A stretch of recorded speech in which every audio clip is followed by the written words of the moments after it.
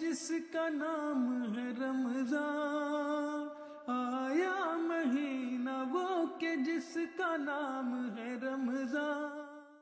أعوذ بالله من الشيطان الرجيم بسم الله الرحمن الرحيم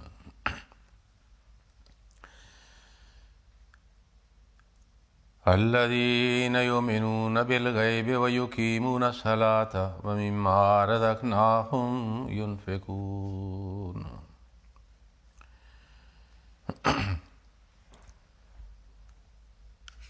C'est le verset de Surat al-Baqarah dans laquelle Dieu a mentionné les caractéristiques et les signes des muttaqin, des justes, des pieux. Il dit que les pieux sont ceux qui croient à l'invisible, wa yuqimuna salata, et ils observent la prière. Le sujet de dars d'aujourd'hui, c'est l'étiquette de la prière, de salat. Lorsque Dieu mentionne observance de salat, de prière, il utilise le mot iqamati salat. Il ne dit pas seulement il prie. Il dit yuqimuna salata, il observe la prière. Et iqamati salat signifie faire le salat avec toutes les conditions prescrites dans le Saint-Coran et dans le hadith. Alors, lorsque on remarque, on voit comment les gens font la prière, il y a beaucoup de musulmans, beaucoup de croyants qui font la prière, certains sont très réguliers dans la prière, mais ils ignorent certaines choses, ou ils ne savent pas, ou s'ils savent, mais ils oublient lorsqu'ils viennent dans la mosquée pour faire la prière. Ou des fois, quelqu'un ne fait pas des efforts, quelqu'un n'est pas tellement particulier pour ses commandements en le considérant comme quelque chose qui n'est pas important. Mais lorsque nous ignorons ces commandements, ces enseignements, les conseils du Saint-Prophète à l'égard de la prière que nous devons respecter, nous devons pratiquer, alors nous perdons notre récompense de la part de Dieu. Au moins, si nous ne souillons pas ce que le Saint-Prophète a dit ou ce que le Saint-Prophète faisait. Alors aujourd'hui, j'ai choisi ce sujet. Nous allons apprendre, nous allons savoir quels sont des enseignements de Saint-Coran et de Saint-Prophète sallallahu alayhi wa sallam et ses pratiques que nous devons respecter lorsque nous venons dans la mosquée pour faire la prière. Il faut savoir, iqamati salat signifie aussi faire la prière en congrégation. La prière seule, individuelle, n'a pas la même récompense ou la bénédiction que la prière en congrégation derrière imam. Il faut savoir que les 5 prières quotidiennes sont obligatoires. Il y a les autres prières qui sont optionnelles, surérogatoires, complémentaires, supplémentaires. Mais les mêmes enseignements sont valables à pratiquer, à observer ce que nous avons pour la prière, c'est-à-dire farz obligatoire. Premier point, ablution est obligatoire. Et nous devons savoir comment on fait ablution. S'il n'y a pas d'eau, on peut faire le tayammum. Okay? Mais si on trouve l'eau, le tayammum n'est pas valable.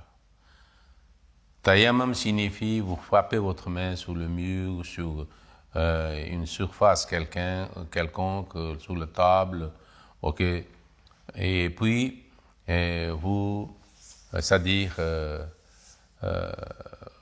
vous passer une main sur l'autre et puis sur le visage aussi.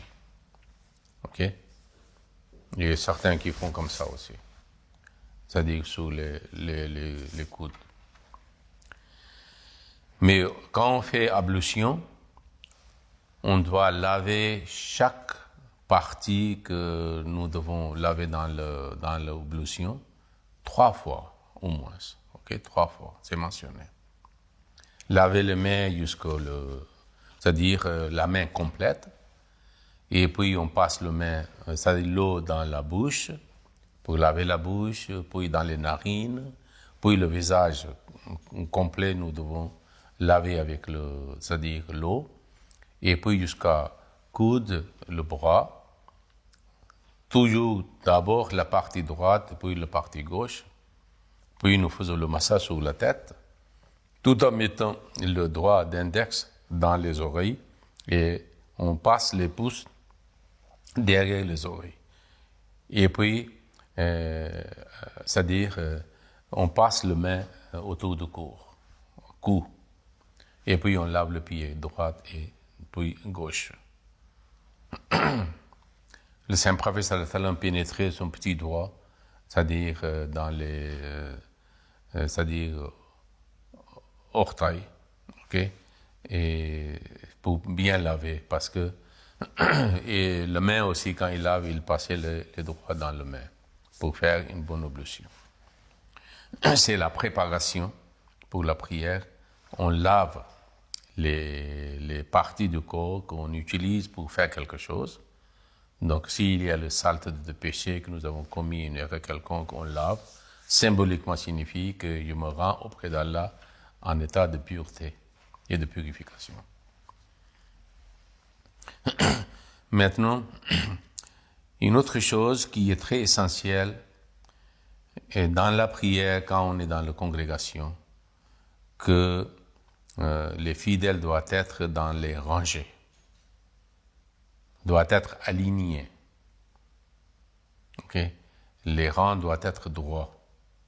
C'est très essentiel parce que le Saint-Prophète sallallahu alayhi wa sallam a dit que celui qui n'est pas, c'est-à-dire dans les rangs, alors ça signifie qu'il y a, c'est-à-dire les cœurs seront tordus. Donc on ne peut pas trouver l'objectif et le but de la prière si les rangs ne sont pas droits. Et être en rang est aussi quelque chose appréciable, mentionné dans le Saint-Coran et même dans le Hadith.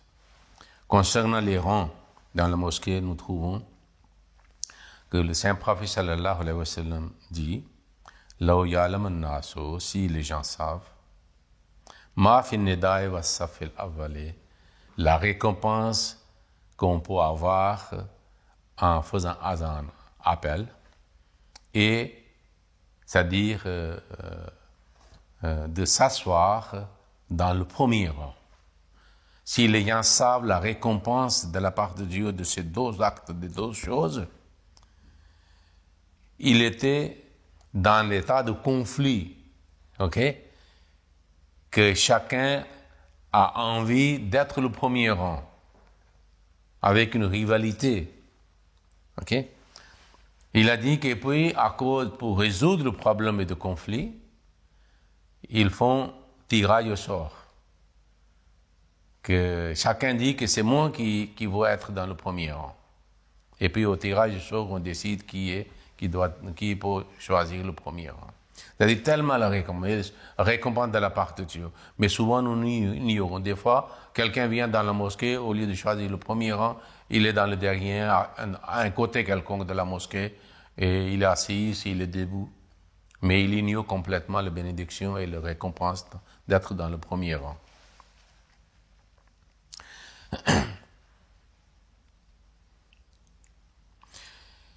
Et puis, concernant la prière de Zohar, il a dit la récompense est très grande lorsqu'on fait le Zohar tôt, dès le commencement de l'heure de Zohar. Et puis, dans la prière de Isha et Fajr, Il y a beaucoup de récompenses. S'ils savent quelle récompense Allah donne, accorde aux croyants, alors ils viendront à genoux. Ok? C'est-à-dire, certainement, ils vont venir en faisant des efforts. Puis, Hadrat Abu Huraira dit que Qala Rasulullah sallallahu alayhi wa sallam, le Saint Prophète sallallahu alayhi wa sallam dit Khairu sufufi rijali awwaluha. Le meilleur rangée pour les hommes, c'est le premier des rangées de la mosquée. Wa sharruha akhiruha. Et le pire est le dernier des rangées. Wa khairu suhuf an-nisa'i akhiruha. Et le meilleur rangé pour les femmes, c'est le dernier de la partie de la mosquée. Wa sharruha awwaluha.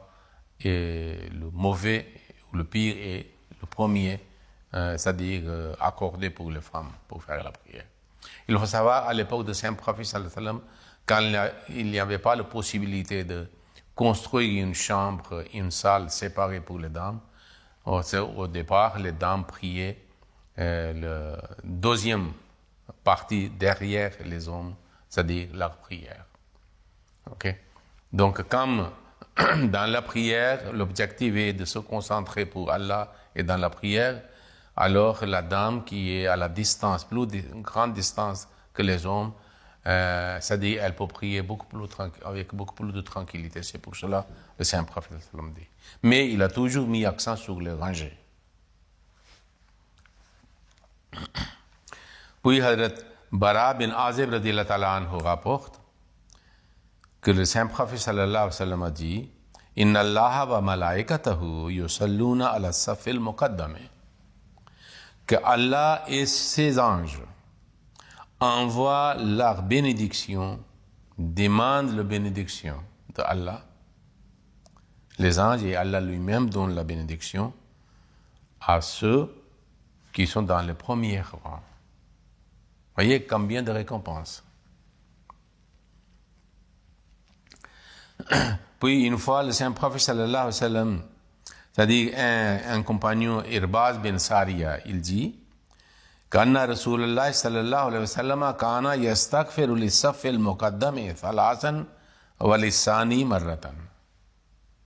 Quand il voyait que comment les gens, c'est-à-dire se rivalisent pour s'asseoir, pour choisir, pour être dans le premier rangée, alors le Saint Prophète sallallahu alayhi wa sallam faisait istighfar. Il demandait à Allah de pardonner les péchés ou les erreurs et les fautes de ces gens-là qui essayent d'être dans le premier rangée. 3 fois il faisait istighfar pour eux. Walithani marratan, et pour les gens de deuxième rangée, il faisait istighfar, il demandait pardon à Allah pour ces gens-là une fois.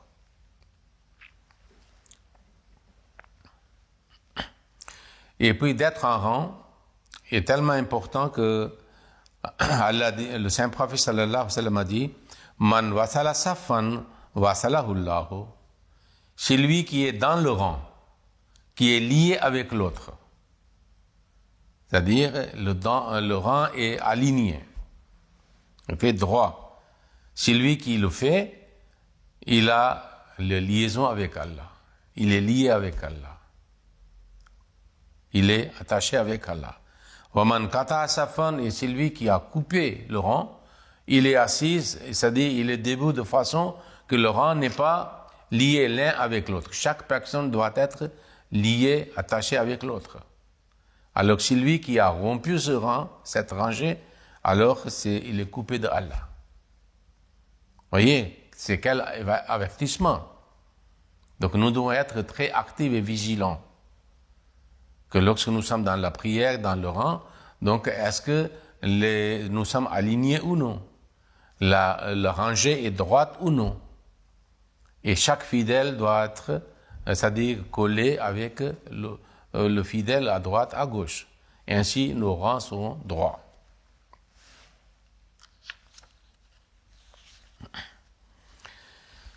Et même la pratique de Saint-Prophète sallallahu alayhi wa sallam est mentionnée, que lorsque les fidèles sont dans les rangs, qu'est-ce que le Saint-Prophète sallallahu alayhi wa sallam faisait?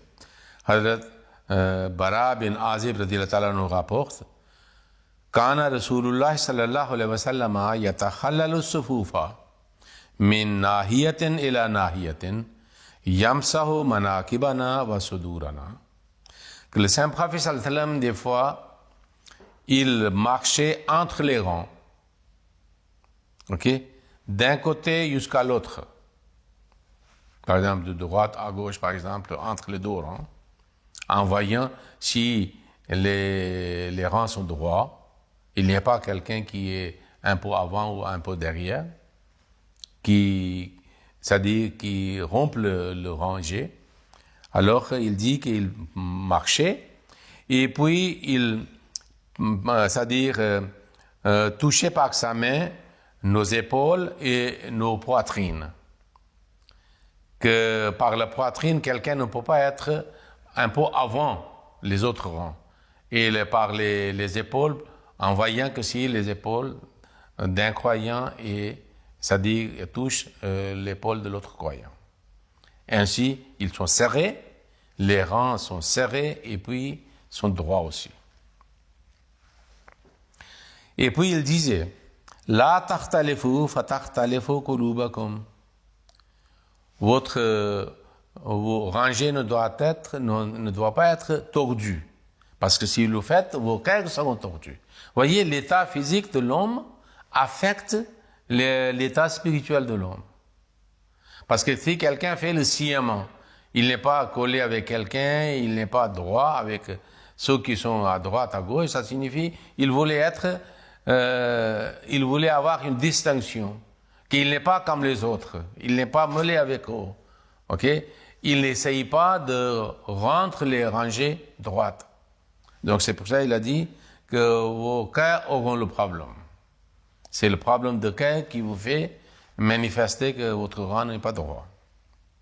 Wakana yakulo, et à ce moment-là, le Saint-Prophète disait, Inna Allaha wa malaikatahu yusalluna ala sufufil mutaqaddimati. Que Allah et ses anges, ok, envoient la bénédiction pour ceux qui sont dans les rangées, premières rangées. Ok?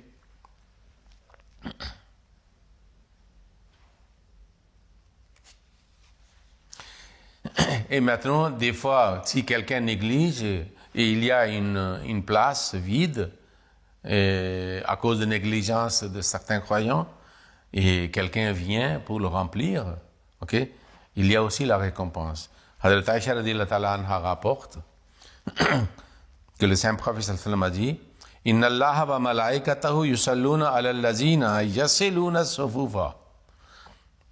Allah et ses anges envoient la bénédiction pour ceux qui font lier, c'est-à-dire les rangées, c'est-à-dire qui complètent les rangées.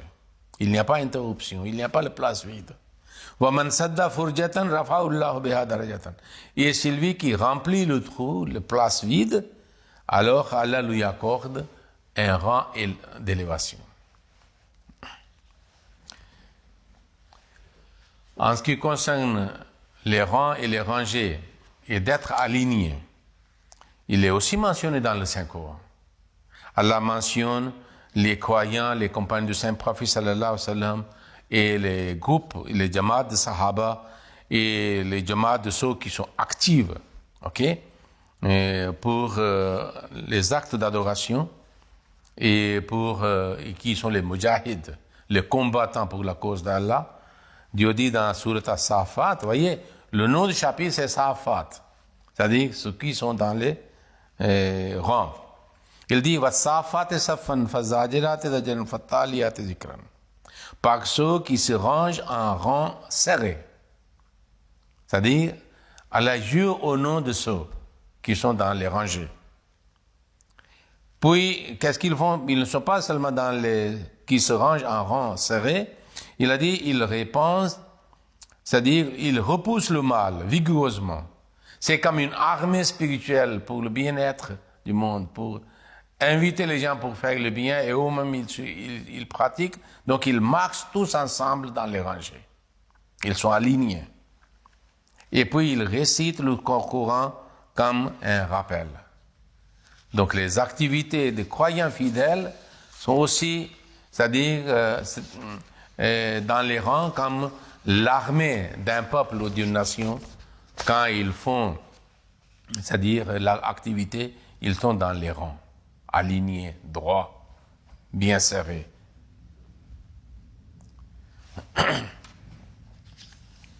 Et dans Safat aussi, il dit que les fidèles croyants déclarent que inna la nahnu safuna wa inna la nahnu al-musabbihun.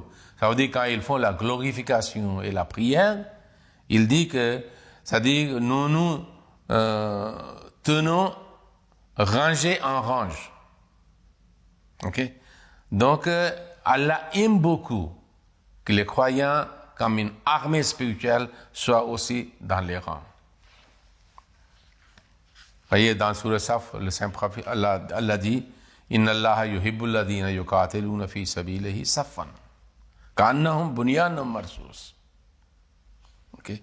En vérité, Allah aime ceux qui combattent pour sa cause en rang serré, comme s'il était une structure solide, soudée aux plombes. Voyez, il n'y a pas de vide. C'est vrai, le Saint-Prophète a dit, c'est lui qui remplit le vide, il aura aussi, c'est-à-dire une récompense d'élévation de rang. C'est pour ça, Allah dit, il aime. Donc les fidèles croyants, ils ont une leçon, ils apprennent beaucoup de choses lorsqu'ils entrent dans la mosquée. Discipline, okay, dans les rangs. Alors, quand ils sortent dehors pour les autres activités, ils sont ensemble, bien alignés dans les rangs. Et serrés aussi. Allah dit dans le Saint-Coran, dans plusieurs versets, que le jour de résurrection, le jour de jugement, ok, l'Esprit et les anges, le Saint-Esprit et les anges viendront, c'est-à-dire, ils se tiendront debout en rang. C'est pas éparpillé, sans discipliner. Parce que quand quelqu'un, une partie, un groupe, une communauté est en rang, dans les rangs, cela montre qu'ils sont disciplinés. Ils sont conscients de manifestation de l'unité et les rangs serrés.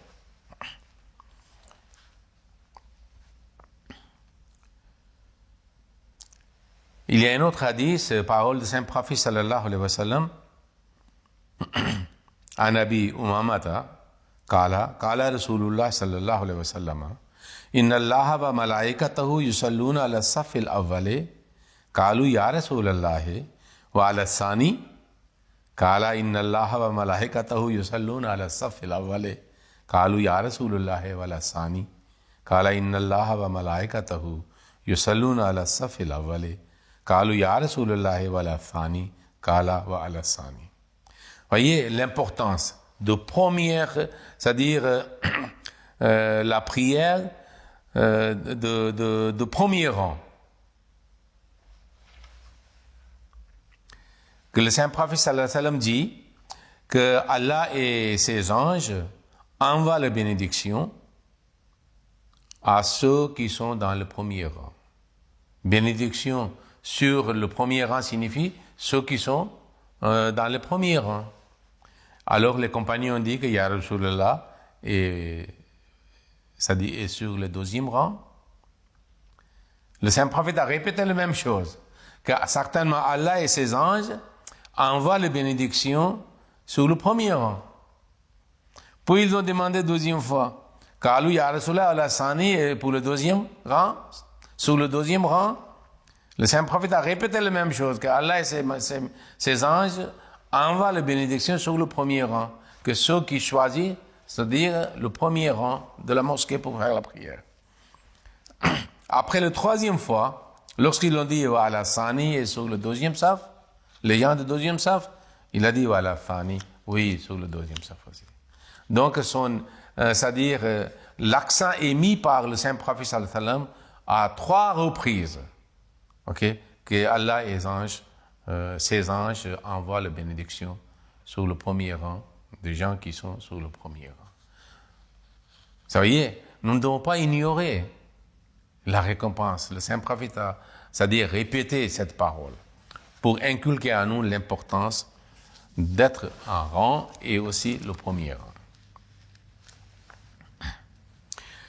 Maintenant, c'est-à-dire les autres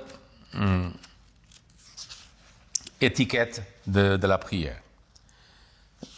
Parce que les quatre, il est mentionné, le quatrième de rang était un peu long. Le cinquième étiquette, il dit après Azan, en attente du commencement de la prière, on doit rester à la place, si quelqu'un est le premier rang, le deuxième rang, tranquillement et silencieusement. Des fois, on observe que les gens, quand ils entrent, ils commencent à parler l'un avec l'autre. Des fois, 3-4 personnes ensemble, ils commencent à parler, malgré que Azan est déjà fait. Azan est fait signifie maintenant c'est la préparation pour la prière.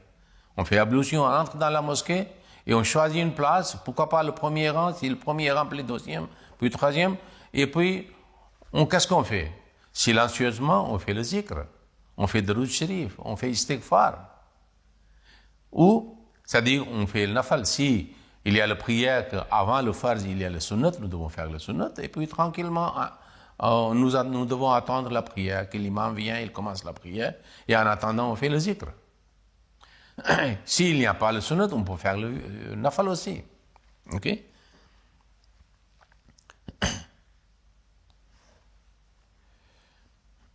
Sixième, c'est-à-dire étiquette qu'il a mentionné, les fidèles ne devraient s'asseoir dans les groupes. Le Saint-Prophète avait interdit que quand les gens viennent pour la prière et Azan est déjà fait, qu'ils s'assoient dans les groupes. Ils font un cercle ou demi-cercle et ils font non. La prière est annoncée, donc bientôt on va commencer la prière, donc on ne doit pas être dans les cercles ou demi-cercles. Septième étiquette est que dans la prière musulmane, il y a la position d'être debout, de ruku, génuflexion, et puis sujoud, ok, prosternation.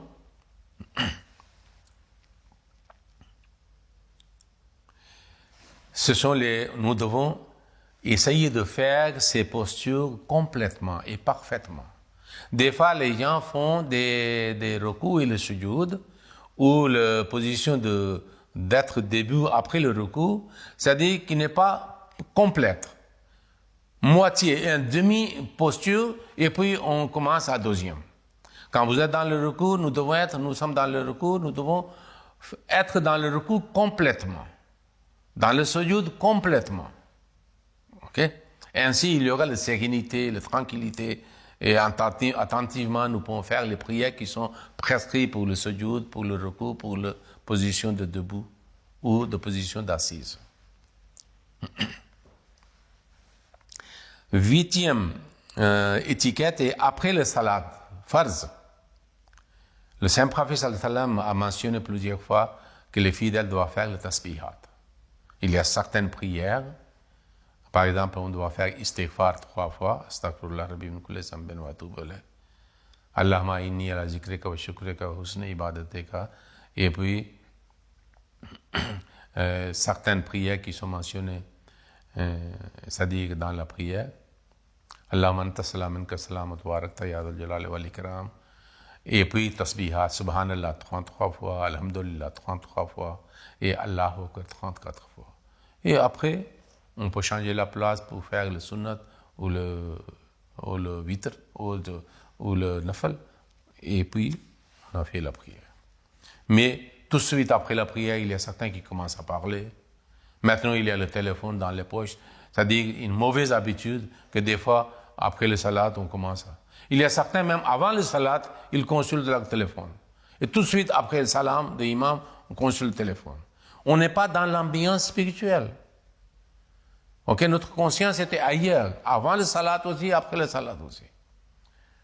Mais si nous sommes absorbés, préoccupés dans le zikr, dans le nafal avant le salat, et après le farz, nous faisons le tasbihat, on reste dans l'ambiance de prière.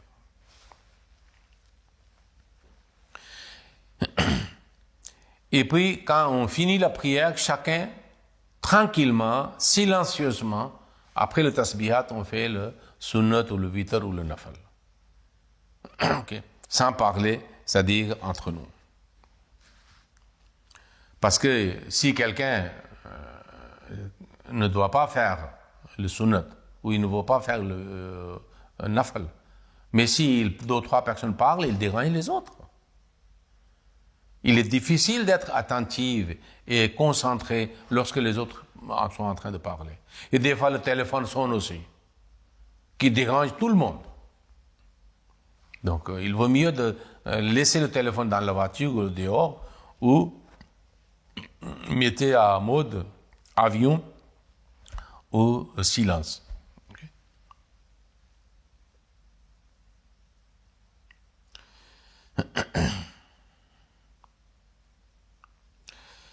C'était, j'ai déjà mentionné 9 et 8.